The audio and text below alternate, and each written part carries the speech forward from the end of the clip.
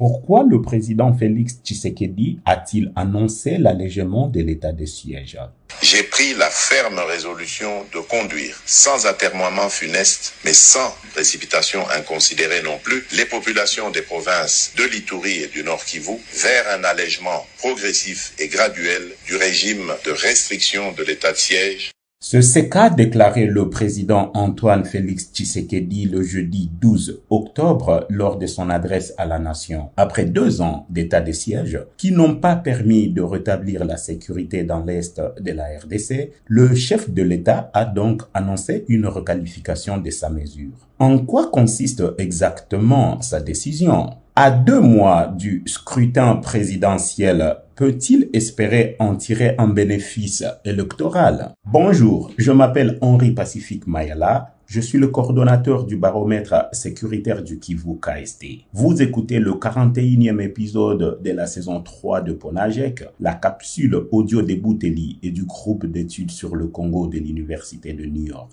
Nous sommes le vendredi 20 octobre 2023 et cette semaine, nous analysons l'annonce de l'allègement de l'état de siège par le président de la République. Cette mesure d'exception inédite depuis au moins 2 décennies avait été décidée par le chef de l'État lui-même en mai 2021. Elle était supposée rétablir la paix dans les provinces du Nord Kivu et de l'Ituri, les plus touchées par les violences des groupes armés dans le pays. L'état de siège consistait essentiellement en une restriction de certaines libertés fondamentales et un remplacement des autorités civiles par des autorités militaires et policières. Mais cela n'a pas permis d'améliorer la situation sécuritaire. Pire, au fil du temps, la mesure est devenue de moins en moins populaire, en particulier dans les provinces concernées. Conscient de cette défiance grandissante, le président a décidé de la tenue d'une table ronde réunissant les élus des provinces concernées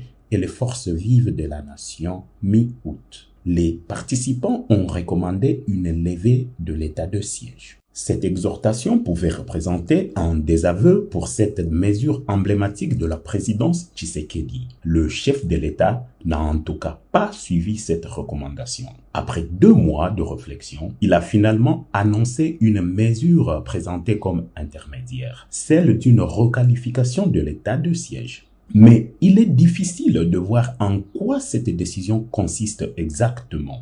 La levée du couvre-feu ou encore le rétablissement partiel des juridictions civiles, annoncées comme des nouveautés, avaient en réalité été déjà décrétées depuis plus d'1 an. La remise en place des autorités civiles qui a été annoncée ne sera que graduelle et aucun calendrier n'a été précisé. Au-delà de l'effet d'annonce qui pourrait viser obtenir un regain de sympathie auprès des populations, une des rares mesures réellement nouvelles est la décision de payer immédiatement les 2 années d'arriérés des émoluments aux élus provinciaux qui avaient été suspendus par l'état de siège.